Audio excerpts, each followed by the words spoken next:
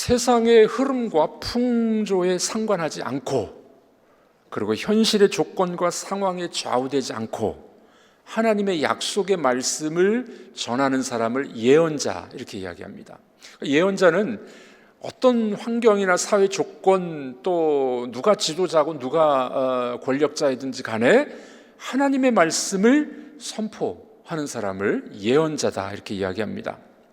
그런데 구약 성경을 보면 대체로 예언자들은 시인이었어요. 이 예언서들이 대체로 시로 표현이 많이 됩니다. 왜 시적으로 표현을 했을까요? 노래를 부르는 거죠. 여러분들 이 노래를 부르면 잘 잊어버리지 않습니다. 그래서 예레미야서도 보면 시로 많이 표현되어 있고, 특별히 뒤에 가서 예레미야 애가 같은 경우에 더 슬픔의 시잖아요. 그래서 이 노래를 부르는 거 대단히 중요합니다. 여러분, 치매 걸리신 분들 주일학교 때 배웠던 찬송가 절대 안 잊어버립니다. 우리 어린아이들 여기 지금 나와서 찬양을 열심히 불렀는데, 이 아이들이 어렸을 때 불렀던 찬양은요, 죽을 때까지 잊어버리지 않아요. 노래를 부르는 거죠, 노래를. 예언자들은 대체로 다 시인들이었습니다. 현실의 암담함을 노래했고 미래의 소망도 노래를 했습니다. 두 가지를 다 노래를 한 거예요. 우리나라도 그런 시기가 있었죠. 일제치하 36년간의 어려움이 있을 때 이 시를 지어서 노래를 부른 사람들이 있습니다. 박팔량 시인이 있는데 진달래라는 시를 지었습니다. 이 진달래라는 시는 일제치하의 어려움이 있지만 우리나라가 해방을 가질 거야, 소망을 갖는 그런 시구입니다. 거기 여러분들 교환해 보시면 나와 있죠. 너무도 슬픈 사실, 봄의 선구자 진달래를 노래함. 그 진달래라는 시구를 제가 좀 줄여가지고 여기 실어놨습니다. 이 밤에 우리가 좀 시인이 됐으면 좋겠는데, 앞에 네 줄은 여자분들이 한번 시적으로 읽어보시고, 중간에 두 줄은 남자분들이 읽고, 마지막에 네 줄은 전체가 다 한번 읽어보도록 하겠습니다. 우리 여자분들부터 시작. 날더러 노래하라 하십니까? 이 가난한 시인더러 그 적막하고도 가냘픈 꽃을 이른봄 산골짜기에 소문도 없이 피었다가 하루아침 비바람이 속절없이 떨어지는 그 꽃을 무슨 말로 노래하라 하십니까? 노래하기에는 너무도 슬픈 사실 이외다. 백일홍같이 붉게 피지도 못하는 꽃을, 국화와 같이 오래오래 피지도 못하는 꽃을, 모진 비바람 만나 흩어지는 가엾은 꽃을 노래하느니 차라리 붙들고 울 것이외다. 남자들이 있습니다. 진달래꽃은 봄의 선구자외다. 그는 봄의 소식을 먼저 전하는 예언자이며 봄의 모양을 먼저 그리는 선구자외다. 비바람에 속절없이 지는 그 엷은 꽃잎은 선구자의 불행한 순환이외다. 다 같이 읽습니다. 노래하기에 너무도 슬픈 사실 이외다.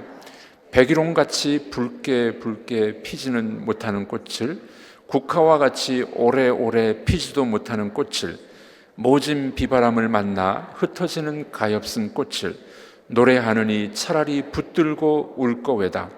그러나 진달래꽃은 오라는 봄의 모양을 그의 머릿속에 그리면서 찬바람 오고 가는 사너리에서 오히려 웃으며 말할 거외다. 오래오래 피는 것이 꽃이 아니라 봄철을 먼저 아는 것이 정말 꽃이라고. 와, 너무 잘 지었죠? 이른 봄에 피는 이 진달래꽃을 노래하면서 조국의 암담한 현실을 지금 이야기하는 거예요. 그러나 진달래꽃이 봄의 전령이잖아요. 일찍 피는 봄을 알리는 전령이듯이 조국이 해방될 것을, 저항시예요. 저항시. 일제치하에서 우리나라 민족이 해방될 것을 소망하면서 이 진달래꽃이라는 시를 지은 것이었습니다. 자, 이와 같이 이 박팔량 시인은 우리나라 해방을 미리 생각하면서 노래를 불렀죠. 이와 똑같은 이 시인이 오늘 본문에 등장합니다. 누군가요? 모르세요? 읽으셨어요? 예레미야입니다. 이 예레미야가 지금 이 조국의 현실은 참담합니다. 이미 포로로 잡혀갔어요. 또 1년 반 후면은 이 예루살렘이 완전히 멸망할 거예요. 다 잡혀갈 거예요. 1년 후에. 그리고 이 예레미야는 지금 이 시위대 뜰 안에 감옥에 갇혀 있습니다. 정말 암울함을 망하는 거를 노래를 했었죠. 예언을 했었죠. 그 동시에 그것만 이야기하지 않아요. 포로에서 귀환되고 돌아올 것, 희망을 노래한 겁니다. 자유를 노래한 거예요. 그래서 예언자는 시인이에요. 예언자는 현실의 죄악상을 드러내고 동시에 하나님의 심판이 있고 난 다음에는 하나님이 우리를 해방시켜 줄 거야. 회복시켜 줄 거야. 그러니 우리에게는 소망이 있어. 그거를 노래하는 것이 바로 예언자들입니다. 그래서 예언자는 시인이라고 이야기합니다. 희망을 노래하는 시인입니다. 하나님의 심판으로 망하지만 망하는 것이 아니요, 망하는 것이 소망입니다. 그걸 노래를 부르는 거죠. 여러분들, 우리 이 성경은 늘 그 이야기를 합니다. 우리는 망해야 돼요. 우리는 죽어야 돼요. 우리 옛사람과 우리 죄악상은 죽어야 돼요. 그렇죠? 내가 그리스도와 함께 십자가에 못 박혔나니, 내가 그리스도와 함께 십자가에서 내 죄가 죽어야 됩니다. 내 이 성질이 죽어야 돼요. 나의 못된 성품이 죽어야 돼요. 아멘은 한 분만 하시고 죽어야 돼요. 망해야 됩니다. 그런데 망하는 것이 아니고 죽는 것이 아닙니다. 망하고 죽으면 다시 살아나요. 예수와 함께 부활하게 되는 줄로 믿습니다. 그래서 우리 성도들은 망하는 게 망한 게 아니에요. 그 망하고 어렵고 힘든 그 고난의 시간을 통과하고 나면은 예수와 함께 부활하고 예수와 함께 치료받고 예수와 함께 새 생명에 들어가는 역사, 그거를 시인들은 좀 노래를 부르는 겁니다. 그러니 예레미야서를 비롯한 구약의 예언서들은 우리가 어렵지만 얼마나 중요한 내용인지 모르겠습니다. 자, 오늘 이 예레미야 32장 1절에서 15절을 보니까 이 예언자가 이 예언을 하는데 아주 독특하게 예언을 하는 거예요. 자, 거기 1번 대지가 나와 있죠. 1번 보십시오. 예언자는 자신의 몸으로 절망과 희망을 보여주어야 합니다. 예언자가 사실 힘든 거예요. 그렇죠? 우리가 알고 있지만 고멜도 얻었다가 고멜이 도망가고, 호세아 선지자 그러잖아요. 벌거벗기도 하고 멍에를 메고 가기도 하고, 예레미야는 지금 어떻게 해요? 시위대 뜰에 감옥에 갇히기도 하고. 예언자는 자신의 몸으로 절망과 희망을 다 보여주는 사람이에요. 오늘 말씀의 배경은 시드기야 왕 열제해입니다. 주전 588년. 이것은 이 남유다가 완전히 멸망하기 1년 반 전입니다. 바벨론이 포위를 합니다. 1년 동안 바벨론이 포위를 하고 있었어요. 예루살렘이 결국 망하게 되는 거죠. 그래서 이 예언자 예레미야 상황은 너무 비참한 겁니다. 민족이 멸망하는데 예레미야 선지자도 지금 포위당한 것에 또 포위당했어요. 왜 그러냐면요, 바벨론이 예루살렘 성을 포위했죠. 예레미야는 지금 어디에 갇혀 있습니까? 시위대 뜰 안에 갇혀 있어요. 포위된 곳에 또 포위가 된 거예요. 얼마나 심각한 상황입니까? 1절과 2절 말씀 우리 읽어보도록 하겠습니다. 유다의 시드기야 왕 열째해 곧 느부갓네살 18째 해에 여호와의 말씀이 예레미야에게 임하니라. 그때 바벨론 군대는 예루살렘을 에워싸고 선지자 예레미야는 유다의 왕의 궁중에 있는 시위대 뜰에 갇혔으니. 그렇죠. 포위당했는데 그 안에 시위대 뜰에 또 갇혀 있어요. 이제 상상해 보십시오. 얼마나 비극적인 상황을 이야기하고 있습니까? 그런데 예언자는 왜 그러는 줄 아십니까? 자기의 몸으로, 자기의 삶과 몸으로 하나님의 메시지를 전하는 거예요. 그러니까 예언자의 삶은 그런 삶이라는 겁니다. 자신의 몸으로 절망을 보여주는 거죠. 저는 이 말씀을 읽어보면서 그런 생각을 해봤어요. 우리 지금 지도자들이 너무 편하게 사는 것 같아요. 목회자들이, 지도자들이 우리 삶이 어떤가? 너무 잘 살고 있지 않는가? 목사를 이렇게 대접해?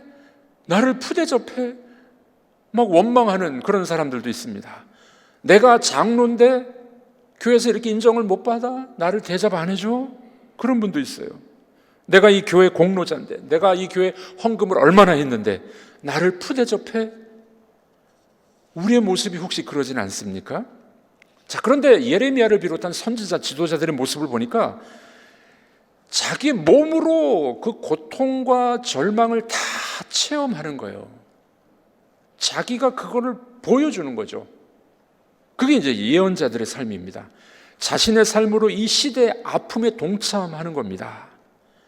그리고 정말 힘들고 어려운 사람들의 삶을 보듬어 주는 삶, 그게 바로 예언자의 삶이었던 겁니다.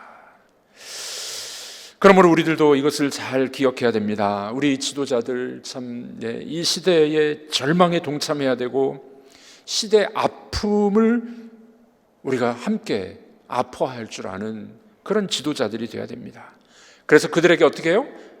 우리도 그 아픔에 동참하면서 이 아픔을 치료하실 분은 예수 그리스도밖에 없어요. 예수가 나를 치료하셨듯이 여러분들도 치료해 줄 겁니다. 이거를 몸으로 보여줘야, 내가 경험을 해야 돼요. 내가 경험을. 상처 입은 치유자라는 이 헨리 나우엔의 책을 얼마 전에 읽었는데 그런 이야기를 하더라고요. 이 지도자는 내가 간증이 있어야 돼. 예수를 맞는 간증. 예수님이 나를 고쳐주신 간증이, 내 경험이 있어야 돼. 그래서 그걸 가지고 사람들에게, 성도들에게 보여줘야 되는 거예요. 내가 만난 예수님은 이런 분이에요. 나도 이렇게 치료받았어요.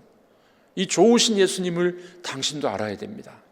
그리고 또 지도자는 어떤 사람이냐면은 이 사람들을 환대해 줘야 된다고 해요. 환대. 여러분, 우리 손님을 환대하려면 어떻게 합니까? 손님을 환대하려면은 집안 청소부터 깨끗이 해야 되잖아요. 예. 그리고 음식을 장만하고 환대해 줘야 됩니다. 우리 지도자들의 역할은 뭐냐면은 이 내적 상태가 먼저 치유를 받아야 돼요.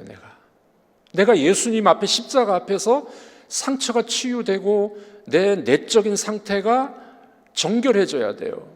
그래야 다른 사람을 환대할 수 있는 거예요. 나도 안 바뀌었는데, 나도 이 모양 이 꼴인데 누구를 환대하고 누구를 고쳐줄 수 있겠어요? 저도 그 책을 읽으면서 야, 정말 그렇다. 문제는 목사가 문제야. 전 그런 생각을 해봅니다. 제가 은퇴하고 난 다음에 새벽 기도를 나올까? 나오겠습니까? 안 나오겠습니까? 어떻게 알아요? 나와야죠. 성도들에게는 새벽 기도해야 됩니다. 기도해야 됩니다. 은퇴하고 난 다음에 내가 새벽 기도 안 해. 가짜죠. 좀 이렇게 하여간 개인적으로 할 수도 있겠지만 내가 먼저 치유받고 내가 먼저 해결받아야, 내 집이 깨끗해야 다른 사람을 환대할 수 있다는 거죠. 이 지도자가 그런 삶이라는 거예요. 오늘 본문의 예레미야는 자기 몸으로 절망과 그 포로됨과 그 아픔을 다 경험하는 거예요. 그리고 이 백성들에게 그 이야기를 해주고 있는 거죠. 월트 브루그만이라는 사람의 책을 제가 읽고 제가 쓴 글입니다. 거기 있죠. 한번 좀 긴 글인데 제가 그 글을 읽고 이런 글을 한번 써봤습니다. 야수 자본주의가 판을 치는 대한민국 어떻게 해결할 것입니까? 물질 만능주의로 우리의 뇌는 쇠뇌되어 있습니다. 돈이면 다 된다는 사고는 이미 우리의 대뇌와 전두엽의 주인이 되어버렸습니다. 불과 반백년 만에 대한민국이 달라진 것입니다. 예전에는 마을 공동체, 품앗이, 손님 대접 문화가 참 아름다웠습니다. 교회는 늘 인심이 좋은 곳이었습니다. 배고픈 사람에게 떡을 주었습니다. 지식이 부족한 사람에게 학문을 가르쳐 주었고 사랑에 목말라 하는 사람에게 풍성함을 제공하였습니다. 그러나 불과 50여 년 만에 자본주의가 대세가 되어버렸습니다. 미국식 자본주의가 대한민국의 정서가 되어버렸습니다. 아니, 미국보다 더 미국적인 나라가 되어버렸다고 합니다. 물질 만능주의가 판을 치는 것입니다. 생명도 사랑도 의리도 대의 명분도 아닙니다. 오직 돈으로 모든 것을 가늠하는 세상이 되어버린 것입니다. 이런 모습은 교회 안에서도 쉽게 찾아볼 수 있게 되었습니다. 건물이 큰 교회, 성도 숫자가 많은 교회, 헌금이 많이 나오는 교회가 큰 소리를 냅니다. 목사님들 세계에서도 마찬가지입니다. 큰 교회 목사의 지분이 상대적으로 큽니다. 목소리도 큽니다. 먹는 것도 많습니다. 그야말로 야수 자본주의가 교회를 집어삼킨 듯합니다. 헌금 많이 하는 교인이 목소리가 크고 장로도 빨리 되기도 합니다. 돈으로 선교를 하며 돈으로 세상에 목소리를 내기도 합니다. 교회도 자본주의 교회가 된 지 오래되었습니다. 탐욕을 버려라. 돈 생각하면 돌아버린다. 뭐니 해도 머니여라는 전두엽의 가치관을 베품과 섬김의 이데올로기로 바꾸는 설교를 해야 합니다. 진정한 안식일이 무엇인지 설파해야 합니다. 안식일이란 삶을 하나님께 맡기는 것입니다. 안식일에 일을 쉬어도 돈을 벌지 않아도 하나님이 안전을 책임져 주실 것을 믿는 믿음의 표현입니다. 그러므로 안식일은 세상의 도발적인 것입니다. 세상의 식대로 살지 않겠다고 저항하는 것입니다. 오직 하나님만 바라보겠다는 몸부림입니다. 물질적 탐욕을 내려놓는 시간입니다. 돈과 명예와 권력을 다 내려놓고 다만 그분 안에서 쉬는 날이 안식일입니다. 그분을 바라보며 그분의 쉼 속에 들어가며 그분과 즐거워하는 날이 안식일입니다. 이때 새로운 에너지를 얻게 됩니다. 새로운 아이디어를 획득하게 됩니다. 새 힘을 얻어 세상 속으로 들어가는 것입니다. 그러므로 안식일의 준행은 탐욕을 내려놓는 대서사시입니다. 물질의 힘으로 살아가지 않겠다는 언약 행위입니다. 그리고 새로운 삶을 시작하는 날입니다. 재산을 모음으로 내 존재 가치를 확인하지 않겠다고 다짐하는 날입니다. 그래서 베품과 나눔의 삶으로 들어가는 날입니다. 재산을 모아 쌓는 행위는 죽음을 초래합니다. 반면에 내어주는 행위는 치유를 부릅니다. 그래서 안식일은 우리를 위한 축복의 날인 것입니다. 교회는 안식일 페스티벌을 하는 곳입니다. 동의하십니까? 우리나라가 한 50여 년 만에 너무 자본주의가 돼버렸어요. 자본주의가 나쁜 건 아닌데 자본주의가 공산주의보다 훨씬 낫죠. 당연히 자본주의가 가야 됩니다. 그런데 이 우리나라식 자본주의를 뭐라고 말하면 야수 자본주의예요. 야수 자본주의. 약육강식. 돈 많은 자가 돈 없는 자들을 잡아먹는 거예요. 제대로 임금도 안 주고 착취하고. 그게 야수 자본주의라고 합니다. 교회 안에서도 그런 일들이 벌어지기도 하겠죠. 예. 큰 교회일수록 큰 목소리를 내는 거예요. 오늘 서울에 회의가 있어서 이제 교회여 일어나라, 목회자들 세미나, 장로님들 세미나 그걸 1년 동안 하면서 이제 도와드렸었습니다. 마지막 이제 오늘 마지막 마치는 회의가 있어서 갔는데 우리 총회장 오정호 목사님 그런 얘기 하더라고요. 이번에 위원들을 뽑았는데 그 위원들은 정치를 안 하는 사람들, 목회만 열심히 하고 성도들을 잘 돌보는 분들만 뽑았대요. 보니까 진짜 그런 분들이 다 위원으로 들어와 있더라고요. 근데 가만히 보니까 다 큰 교회들이에요. 다 큰 교회 목사님들. 제가 그런 생각을 해봤습니다. 교회가 크면 목사님들도 목소리가 크더라고요. 그래서 조심하려고 생각합니다. 교회가 크면 목소리도 크고 우리가 돈이 있으면 목소리가 커지고 그러면 안 된다는 거죠. 어떻게 해요? 우리가 돈이 있건 없건 간에 하나님 앞에 이 시대를 책임지고 성도들을 돌보고 또 정말 이 사랑하는 마음으로 대접하고 환대해주고 그런 곳이 바로 교회가 돼야 될 줄로 믿습니다. 여러분, 우리 교회는 그런 교회를 지향하고 꿈꿨으면 참 좋겠습니다. 우리가 시대의 아픔을 같이 품고 기도해주고 그대로 환대해주는 교회, 하나님의 통치가 임하는 교회. 아멘이십니까? 그것이 바로 하나님의 임재가 임하는 시대의 아픔을 짊어지고 가는 예언자적인 교회가 바로 그런 교회가 되어야 된다는 것입니다. 자, 예레미야는 시대의 아픔을 자기 몸으로 다 부대꼈어요. 몸으로 보여준 겁니다. 교회도 그런 교회가 되어야 된다는 거예요. 우리만 잘 먹고 우리만 잘 사는 것이 아니라 아픔을 품고 치유하는 교회, 환대해주는 교회, 그런 교회가 되어야 될 줄로 믿습니다. 자, 두 번째로 마지막으로 오늘 본문은 예언자가 이걸 보여줍니다. 예언자는 자신의 행동으로 누구를 보여줘야 된다고요? 하나님을 보여줘. 하나님을. 목회자나 지도자는 어떻게 해요? 우리 성도들은 우리의 행동으로 하나님을 보여줘야 돼요. 하나님을. 자, 오늘 본문에 나오는 내용이 뭡니까? 토지 무르기죠. 토지 무르기. 친족의 땅을 대신 사주는 거예요. 땅을 대신 돈을 갚아주고 대신 사주는 거예요. 이게 참 쉬운 일이 아니잖아요. 그렇죠?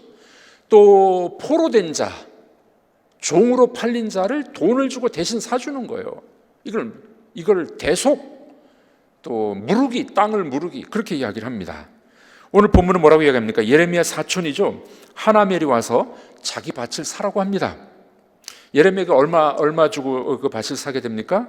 은 17세겔에 그 땅을 대신 사서 그 땅을 회복시켜 줍니다.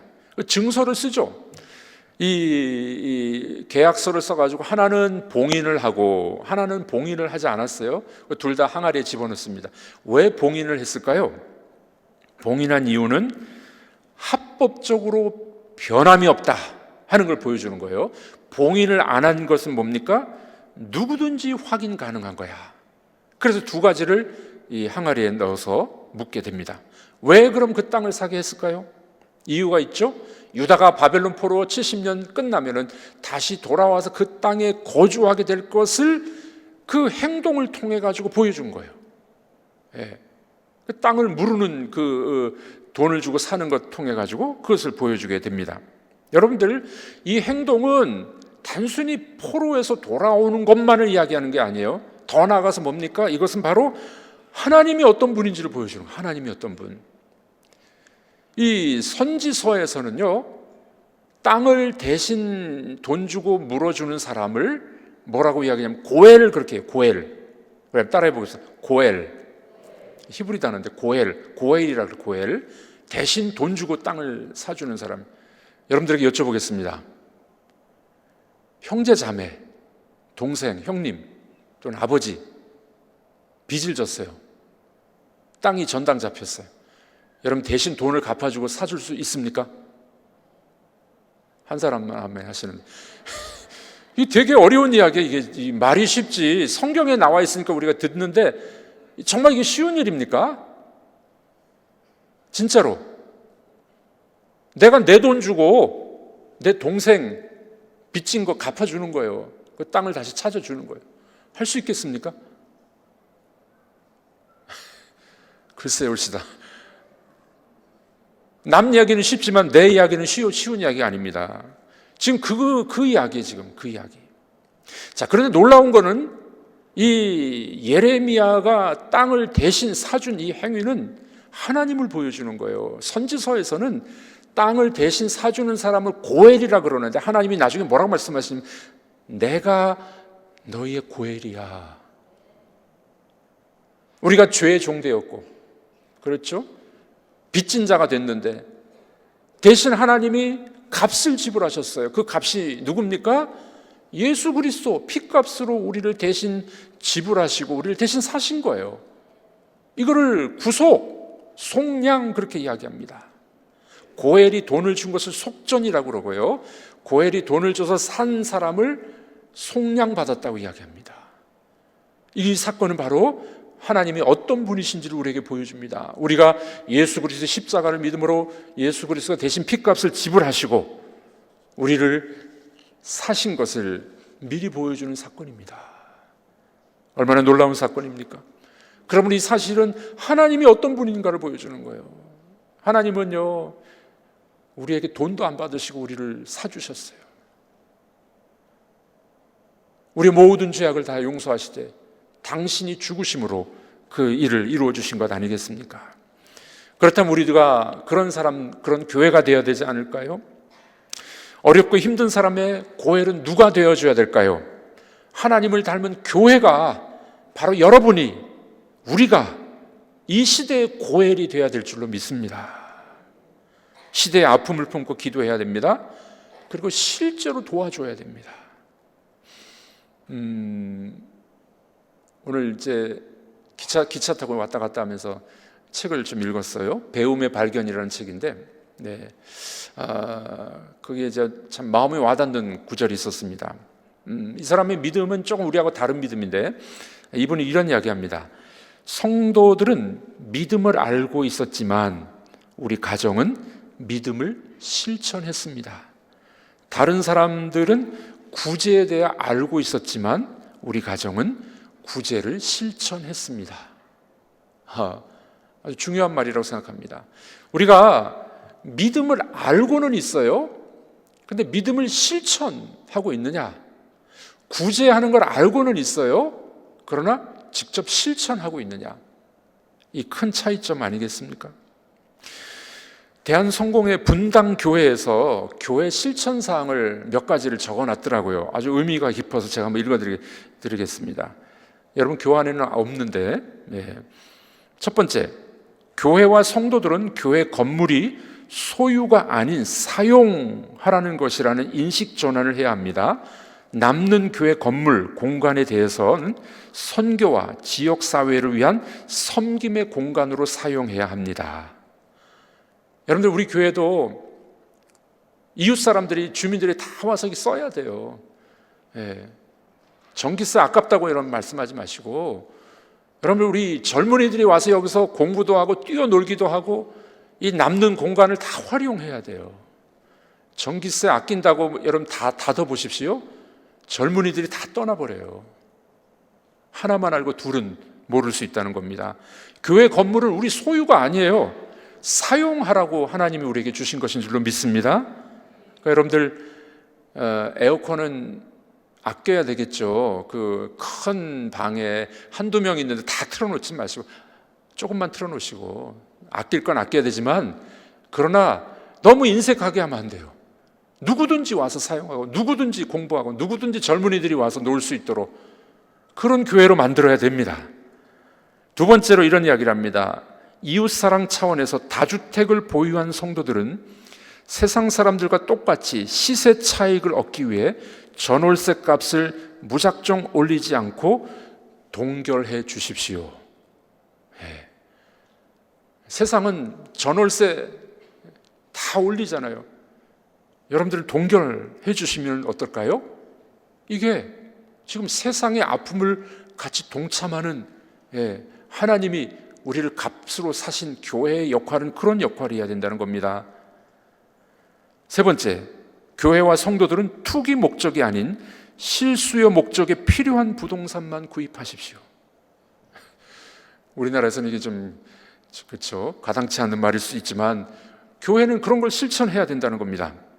네 번째, 교회는 교인들끼리 서로 빚을 지고 오랫동안 갚지 못하는 사람들이 있으면 서로 탕감해주는 예배나 행사를 열어야 됩니다. 되게 어려운 이야기예요. 오래도록 빚을 못 갚는 사람이 있다면 탕감해 주는 건 어떨까요? 그런 제안입니다. 다섯 번째, 가난한 이웃과 형제 자매의 자립을 위해서 낮은 이자 또는 무이자로 돈을 빌려주는 사업을 교회 내에서 적극적으로 도입하고 교회 재정을 이런 데 사용하면 어떨까요? 참 멋진 이야기입니다. 여섯 번째, 교회는 가난한 이웃들이 공과금을 못 내 끊겨 있는 전기와 수도, 가스 등을 쓸 수 있도록 공과금을 대신 내주면 어떨까요? 이건 우리 좀 할 수 있을 것 같아요. 그렇죠?